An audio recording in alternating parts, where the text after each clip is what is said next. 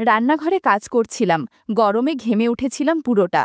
ঘরে হাওয়া চলাচল না থাকায় একটু ভেজা ভাব লাগছিল গায়ে, কাপড়টাও স্যাঁতস্যাঁতে হয়ে উঠেছিল। শাড়ির আঁচলটা কাঁধের একপাশে হেলেছিল, খেয়াল করিনি ঠিক করে নেওয়ার কথা। এমন সময় টের পেলাম তার চোখ কোথাও আটকে গেছে, এক দৃষ্টিতে তাকিয়েছিল, ঠিক বুঝতে পারছিলাম না কোথায়। হঠাৎ করে তার হাতটা আমার কাঁধ ছুঁয়ে গেল হালকাভাবে, সেটা ইচ্ছাকৃত না অনিচ্ছাকৃত বোঝা মুশকিল, তবে সেই মুহূর্তটাকে আলাদা করে মনে থেকে গেল। আমার নাম ঝুমা, বয়স ৩৯ ছুঁই ছুঁই। আয়নার সামনে দাঁড়ালে এখনও মনে হয় বয়সটা যেন হঠাৎ থেমে গেছে কোথাও। গায়ের রং ফর্সা, চুল ঘন কালো। পাড়ার অনেকে বলে আমার চলাফেরায় আলাদা একটা ভঙ্গি আছে, যেটা নজরে পড়ে যায় সহজেই। শাড়ি পরি ঢিলে ঢালা করে, আর ব্লাউজটাও বেশ আরামদায়ক মাপে। আমি জানি আমার হাঁটার ধরন, কথা বলার ছন্দ, এই সব কিছু পাড়ার অনেকের চোখে পড়ে। মহিলারা অনেকে মুখ চেপে হাসে, পুরুষরা চুপচাপ দেখে রাখে। আমি কখনো সংসার করিনি, ছোটবেলাতেই মা বাবা মারা গেছে। তারপর থেকেই মানুষদের বাড়িতে কাজ করতে করতেই বড় হয়ে উঠেছি। রান্না, ঘর মোছা, কাপড় ধোয়া, যা কিছু কাজ দরকার সব করি। তবে কাজের বাইরেও আমার একটা আলাদা পরিচয় আছে। লোকজন আমাকে চেনে, কারণ আমি গান গাই, ফেসবুকে মাঝে মাঝে রিল করি, হাসি খুশি থাকি। আমার গলায় যেন সবসময় একটা সুর লেগে থাকে, আর কোমরে থাকে কাজের তাল। আমি জানি আমার উপস্থিতি ঘরের পরিবেশে আলাদা প্রভাব ফেলে। পাড়ার এই দিকটায় অনেক বাড়িতে কাজ করেছি। কারো সংসারে কথা নেই, কারো ঘরে সম্পর্কের টান নেই, কোথাও আবার এমন বাড়তি দূরত্ব যেটা বোঝা যায় বলা যায় না। এই সব বুঝেই চলতে হয় আমাদের মতো মানুষদের। আমি এক একটা বাড়িতে গিয়ে বুঝে ফেলি কোথায় কি চলছে, না বলে না শুনেই। কিছুদিন হলো আমি কাজ নিয়েছি নরেন্দ্রবাবুর বাড়িতে। ৩ তলা বাড়ির নিচতলায় ওনার ফ্ল্যাট। বয়স ৫০-এর মতো হবে, চেহারায় চিন্তাভাবনার ছাপ, চোখে একটা ধীর ভাব। কিন্তু মাঝে মাঝে মনে হয় অনেক কিছু বোঝেন উনি, আবার অনেক কিছু বোঝাতে চানও না। যেদিন প্রথম কাজে যাই উনি খাটে বসে মোবাইল ঘাঁটছিলেন। আমি ঘরে ঢুকতেই চোখ তুলে তাকালেন। সেই এক নজরেই মনে হলো এই চোখ চুপচাপ হলেও অনেক কিছু বলে ফেলে, যেটা মুখে বলা হয় না। নরেন্দ্রবাবুর স্ত্রী অনন্য ম্যাডাম খুব ভদ্রমহিলা, শান্ত ধীরস্থির, তবে নিজেকে নিয়ে তেমন ভাবেন না। চেহারার একরকম ক্লান্তি আর দুশ্চিন্তার ছাপ। ওনার আচরণ সবসময় নম্র, কিন্তু কোথাও যেন একটা দূরত্ব রয়ে গেছে সংসারের ভেতরে। এই সংসারে অনেক কিছু আছে, কিন্তু অনেক কিছুই নেই। আমি রান্নাঘরে পেঁয়াজ কাটছিলাম, হাতে ছুরি চলছিল, কিন্তু মনটা অন্য কোথাও। মনে হচ্ছিল কেউ যেন পেছন থেকে তাকিয়ে আছে। ঘাড় না ঘুরিয়েও জানি সেই দৃষ্টিটা কার। ঘরের হাওয়ায় একটা অজানা উত্তাপ টের পাওয়া যাচ্ছিল। আমি কিছু বললাম না, তাকালামও না। আমাদের মধ্যে কোনো কথা প্রয়োজন পড়ে না সবসময়, শুধু সময়ের অপেক্ষা। এক দুপুরে যখন বাড়ি থাকবে ফাঁকা। রান্নাঘরের ফ্যান বহুদিন ধরে নষ্ট, আমি জানি, তবু কিছু বলিনি। গেট পেরিয়ে ঢোকার সময়েই বুঝেছিলাম আজ গরমটা একটু বেশিই লাগবে। সোজা রান্নাঘরে গিয়ে হান্ডি নামালাম, শাড়ির আঁচল কোমরে পেঁচিয়ে চুলটা সামলে কাজ শুরু করলাম। এমন সময় টের পেলাম চোখের দৃষ্টি এসে থেমেছে আমার দিকে। আমি ঘাড় না ঘুরিয়েও বুঝতে পারলাম নরেন্দ্রবাবু সোফায় বসে আছেন, চায়ের কাপ আর পেপারের আড়ালে থেকে চুপচাপ তাকিয়ে আছেন রান্নাঘরের দিকে। আমি তখন হাঁটু গেড়ে আলু কুড়োচ্ছিলাম, আঁচলটা একপাশে সরে গিয়েছিল, ঠিক করিনি। আমার ঘাড়ে ঘাম জমেছে, আর চারপাশের গরমে কাজ করতেও কষ্ট হচ্ছিল। এমন সময় আমি হালকা গলায় বললাম, বাবু ফ্যানটা কবে ঠিক করাবেন? উনি হেসে বললেন, এই গরমে তোমাকে দেখলে মনটাই ভালো হয়ে যায় ঝুমা। আমি শান্ত স্বরে বললাম, গরমে কেউ ভালো লাগে নাকি? উনি বললেন, সবাই না, কিছু মানুষ হয়। আমি তখনও পেঁয়াজ কাটছিলাম, চোখ জ্বলছিল, কিন্তু পানি পড়ছিল না। ঘরের গরমে চোখও যেন শুকিয়ে গিয়েছিল। আমার আঁচল তখনও একপাশে পড়েছিল, আমি আলতোভাবে তা ঠিক করছিলাম। ঠিক তখনই উনি রান্নাঘরের চৌকাঠে এসে দাঁড়ালেন, বললেন, আজ কি রাঁধছ? আমি বললাম, তরকারি ভুনো আর মাছ আলু দিয়ে। উনি বললেন, মাছটা একটু নরম করে ভাজো, আমার কাটায় সমস্যা হয়। আমি মাথা নাড়লাম, বললাম, আচ্ছা। আমি নিচু হয়ে কড়াই নামাচ্ছিলাম, এমন সময় পেছন থেকে একটা নিঃশব্দ উপস্থিতি টের পেলাম। উনি পিছনেই ছিলেন, এটা বুঝে নিলাম। আমি ধীরে উঠে দাঁড়ালাম, উনি সামান্য সরে দাঁড়ালেন। তারপর বললেন, তোমার কাজে একটা পরিচিত গন্ধ আছে, যেটা ঘরকেও অন্যরকম করে তোলে। আমি একটু ঘুরে বললাম, এই কথা বউয়ের সামনে বলেন না কেন? উনি হেসে বললেন, সব বোঝে সে, চুপ থাকলেই শান্তি পায়। আমি আর কিছু বললাম না, চামচে কারকারি নেড়েই যাচ্ছিলাম। পেছনে কে কিভাবে তাকাচ্ছে সেটা আমি বুঝে যাচ্ছিলাম। আঁচল বারবার পড়ে যাচ্ছিল, আমি ঠিক করছিলাম না। কারণ আমি জানি অনেক সময় চুপচাপ কাজ করতে করতেই কারো ভেতরের সিদ্ধান্ত তৈরি হয়ে যায়। দুপুর গড়িয়ে গেল। অনন্যা ম্যাডাম বসে ফোন দেখছিলেন। একবার আমার দিকে তাকিয়ে হালকা হাসলেন, আবার ফোনের স্ক্রিনে চোখ নামিয়ে নিলেন, যেন কিছুই দেখেননি, কিংবা হয়তো সবই বুঝে নিয়ে চুপ থেকে গেছেন। কখনো সেটা অভ্যাস, কখনো সেটা বাধ্যতা। আমি মাঝে মাঝে মনে করি এই বাড়ির ভেতরে যেন আর একটা নীরব গল্প চলে, যেখানে চাওয়াগুলো মুখে না বললেও টের পাওয়া যায়। কখনো এমন সময় আসে যখন কারো আচরণে আমি একেবারে চুপ হয়ে যাই। শুধু বুঝি রান্নাঘরের গরম যত বাড়ে তত যেন ঘরের হাওয়াতেও একটা চাপা উত্তেজনা জমে ওঠে, যেটা শুধু পেটের ক্ষুধা নয়, এক ধরনের বোঝাপড়ার ক্ষুধাও। সেদিন ছিল একটা নিস্তব্ধ দুপুর।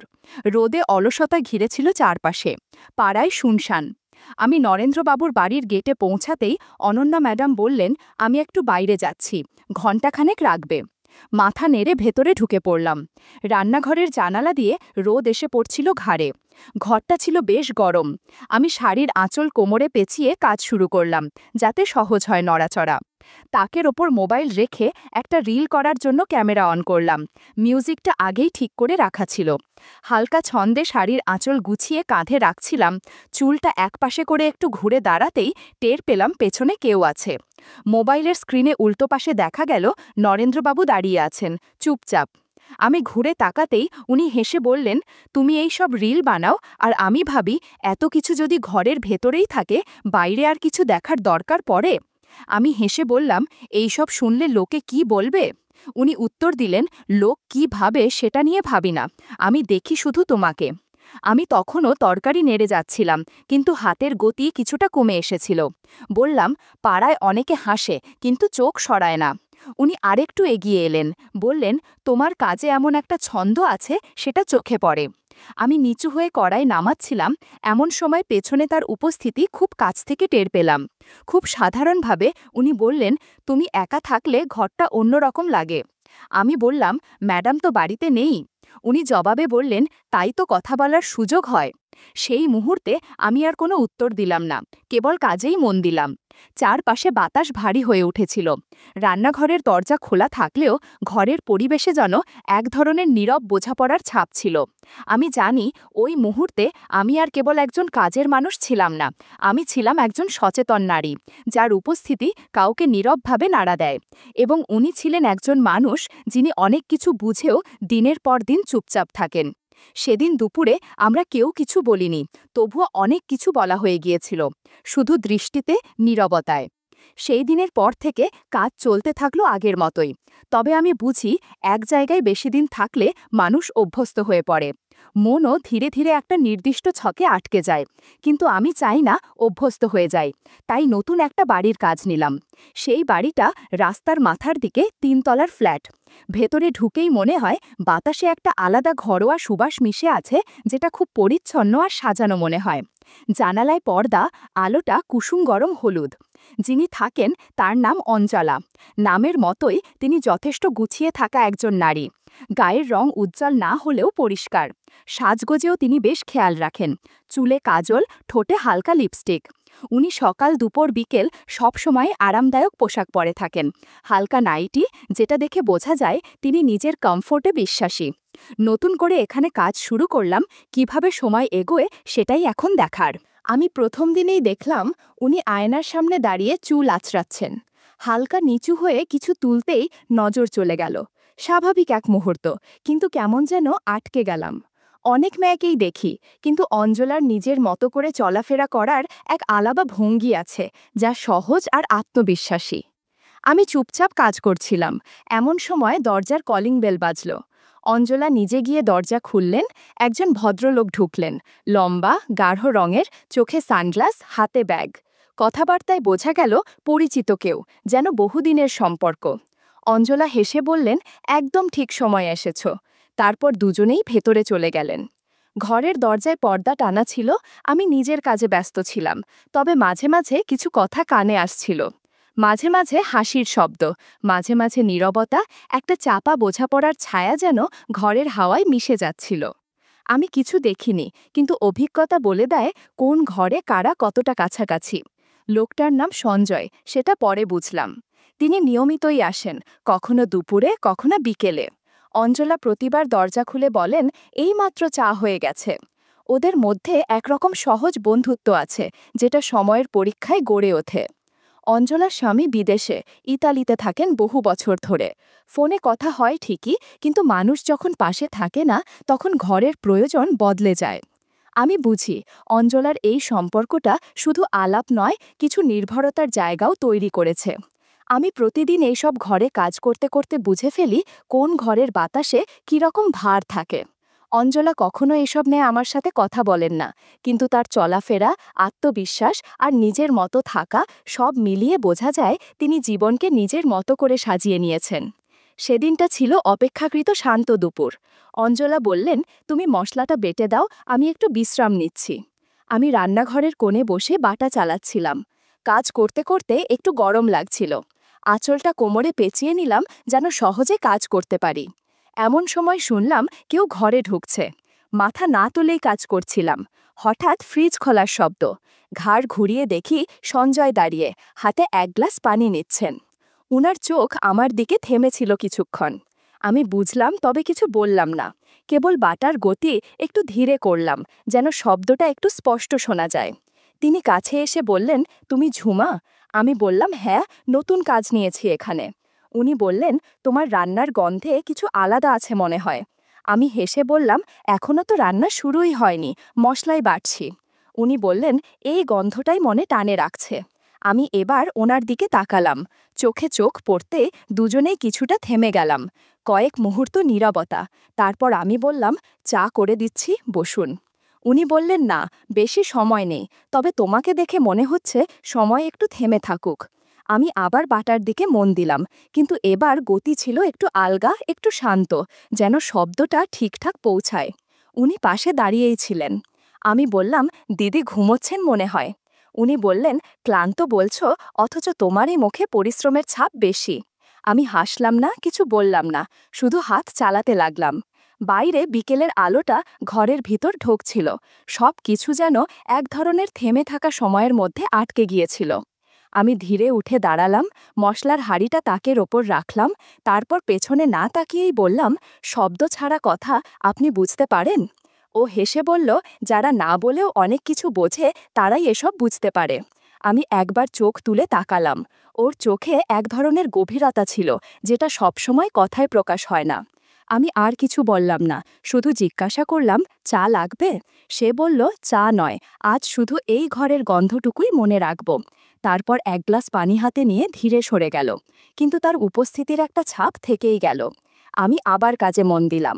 মশলার গন্ধ এবার যেন রান্নাঘরের বাইরে পর্যন্ত ছড়িয়েছিল। বুঝতে পারছিলাম কেউ আজ আমার কাজ নয়, আমাকে লক্ষ্য করছিল, আর সেই দৃষ্টি যেন ঘরের হাওয়াকে ভারী করে তুলেছিল। অঞ্জলা দিদি আগেই বলেছিলেন, আমি একটু বাইরে যাচ্ছি, তুমি রান্নাটা করে দিও। আমি চুপচাপ রান্নাঘরে ঢুকে পড়লাম। ঘরে বাতাস কম ছিল, কাজ করতে গিয়ে হালকা অস্বস্তি হচ্ছিল। এমন সময় আবার দরজার ঘণ্টা। সঞ্জয় এলেন, হাতে ব্যাগ, মুখে সেই চেনা হাসি। দিদি নেই? আমি মাথা নাড়লাম। উনি এসে দাঁড়ালেন ফ্রিজের পাশে। কিছুক্ষণ চুপ থাকার পর বললেন, তুমি আজ বেশ চুপচাপ। আমি বললাম, ঘরে কেউ নেই, কথা বলার মতোও কেউ নেই। উনি হালকা হেসে বললেন, তোমার নীরবতাই অনেক কথা বলে। আমি চামচ নাড়তে নাড়তে বললাম, সব কথা তো মুখে বলা যায় না। উনি একটু কাছে এলেন, তারপর বললেন, তোমার মধ্যে আজ কেমন যেন একটা আলাদা ছাপ আছে। আমি কিছু বললাম না, কাজ করছিলাম। হঠাৎ একটা নরম সুরেও বলল, তুমি আজ অন্যরকম লাগছো। আমি সেদিকে ফিরলাম না, কিন্তু বোঝা যাচ্ছিল কথা নয়, বোঝাপড়া হচ্ছে। একসময় আমি ধীরে পেছন ফিরে তাকালাম।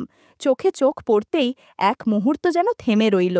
একটা শব্দ ভার পড়ে যাওয়া, মেঝেতে ঠোকা লাগলো, তবুও কেউ চমকালো না।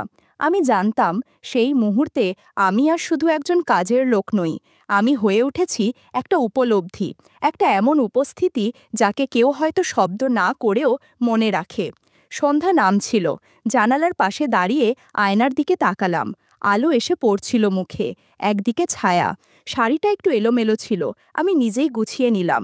আয়নায় চোখ রেখে নিজেকে দেখলাম, আমি কি কেবল কাজের জন্য? ঝাড়ু, বাসন, রান্না? না, আমি একজন সম্পূর্ণ নারী, নিজের মতো করে ভাবি, চলি, স্বপ্ন দেখি।